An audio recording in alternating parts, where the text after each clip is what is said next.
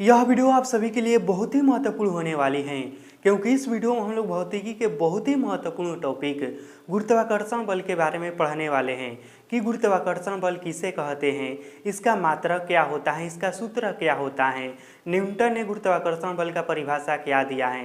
कहने का मतलब कि गुरुत्वाकर्षण बल के बारे में जितना भी बेसिक जानकारी है ना, वह सब कुछ इस वीडियो में हम लोग सीखने वाले हैं। तो चलिए अब हम सबसे पहले यह समझ लेते हैं कि गुरुत्वाकर्षण बल का परिभाषा क्या है। तो देखिए, इसका परिभाषा बहुत ही आसान और सिंपल है। इसका परिभाषा यह है कि ब्रह्मांड से कहने का मतलब कि इस दुनिया के हर एक वस्तु जो भी है यह सब ब्रह्मांड के अंदर है।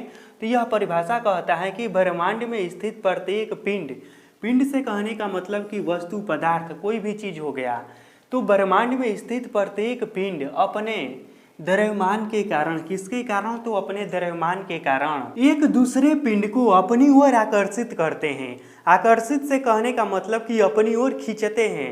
पिंडों के इसी आकर्षण बल को गुरुत्वाकर्षण बल कहते हैं। इसका परिभाषा देखिए इस तरह से लंबा चौड़ा दिखाई दे रहा है और हो सकता है कि आप लोगों में से अधिकांश लोगों को समझ में भी नहीं आया होगा, लेकिन अब जो मैं उदाहरण के साथ समझाने जा रहा हूँ ना, इसको जरा ध्यान से समझिएगा। मान लीजिए कि एक पिंड है पृथ्वी, क्या है, तो एक पिंड है पृथ्वी और एक पिंड है चांद। यहाँ पर यह दो पिंड हो गया, दोनों में द्रव्यमान है। द्रव्यमान से कहने का मतलब कि दोनों में वजन है, दोनों भारी हैं, ठीक। इसमें दोनों में क्या है, तो दोनों में द्रव्यमान है। द्रव्यमान को m से सूचित किया जाता है।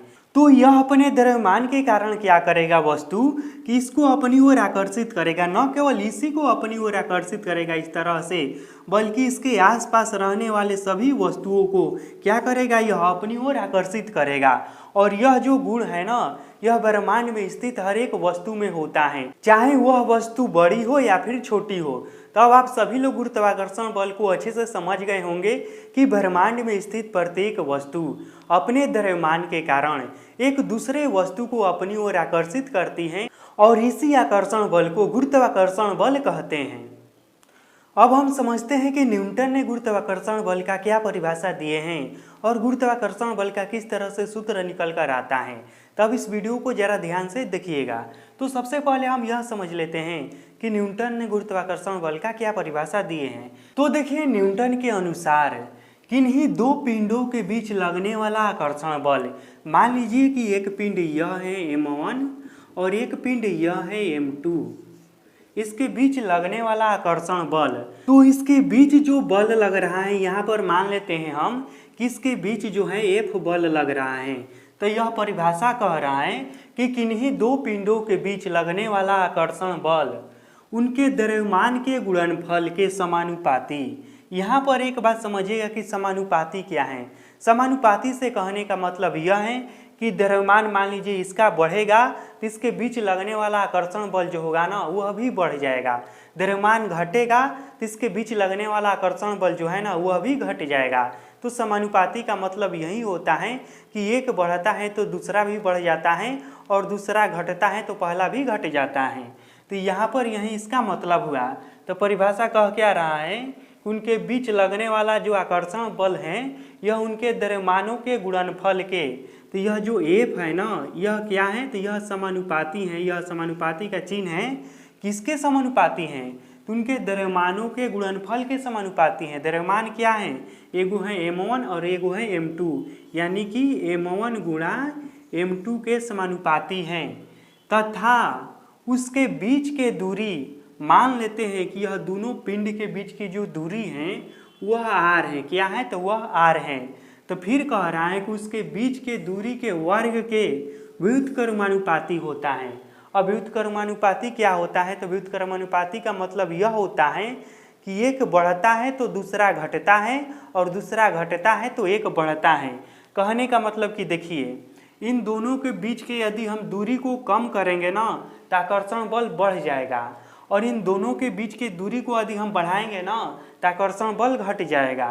तो यह कह रहा है कि उसके बीच के दूरी के वर्ग के व्युत्क्रमानुपाती होता है, यानी कि F जो होता है यह व्युत्क्रमानुपाती होता है किसके, तो 1/r के स्क्वायर, किसके, वर्ग के व्युत्क्रमानुपाती होता है।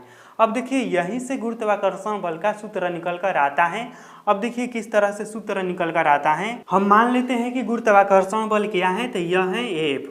यह समानुपाती है इसके, और यह देखिए क्या हो जाएगा, तो यह हो जाएगा m1 गुणा m2, और यह जो है नीचे में है ना, बाटा में है ना, तो यह आ जाएगा यहाँ पर आर स्क्वायर। या फिर हम इसी चीज़ को इस तरह से लिख सकते हैं, यहाँ पर समझिएगा f बराबर हो जाएगा, यहाँ पर यह जो है ना समानुपाती यह हटेगा, तो इसके बदले में यहाँ पर आता है g, उसके बाद हो जाता है यह m1 गुणे m2 बाटा में आर स्क्वायर, और यही हो गया गुरुत्वाकर्षण बल का सूत्र फॉर्मूला।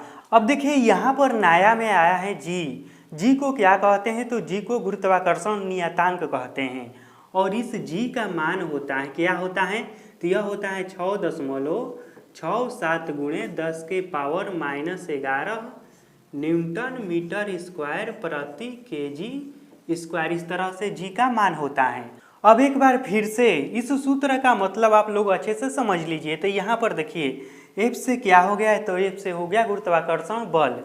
G जो है इसका मतलब क्या होता है, इसका मतलब होता है गुरुत्वाकर्षण नियतांक, जिसका मान इतना होता है। यह m1 और m2 क्या है, तो यह दो वस्तुओं का द्रव्यमान है, और यह आर स्क्वायर क्या है, तो देखिए आर से होता है दो वस्तुओं के बीच के दूरी, और यहाँ पर दूरी का स्क्वायर है। तो इस तरह से किन्हीं दो वस्तुओं के बीच लगने वाले गुरुत्वाकर्षण बल को हम बहुत ही आसानी से निकाल सकते हैं, और इसको हम अगले वीडियो में निकाल कर बताएंगे कि किस तरह से गुरुत्वाकर्षण बल को निकाला जाता है। फिलहाल इस वीडियो को अब हम यहीं पर ख़त्म करते हैं, फिर मिलेंगे आपसे बहुत जल्द किसी अगले वीडियो में। इस वीडियो को देखने के लिए धन्यवाद।